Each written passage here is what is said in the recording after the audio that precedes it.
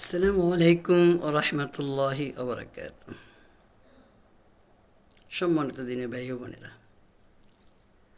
আমার মতন যারা সরল মনে সবাইকে আপন ভাবেন, আপন ভেবে সব কথা মনের কথা খুলে বলেন এবং ভালোবাসেন, একবার কি কখনো চিন্তা করে দেখেছেন সে কি আপনাকে আসলেই ভালোবাসে?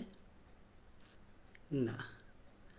আমার অল্প জ্ঞানে, অল্প বয়সে আমি যতটুকু পেয়েছি, যাদেরকে আমি অল্পতে ভালোবেসেছি, আপন ভেবে নিয়েছি, সব থেকে বেশি তারাই আমাকে খুব কষ্ট দিয়েছে। তাই আজ থেকে চিন্তা করেছি, কথা নয়, চুপ থাকবো, মুখে তালা মেরে থাকবো।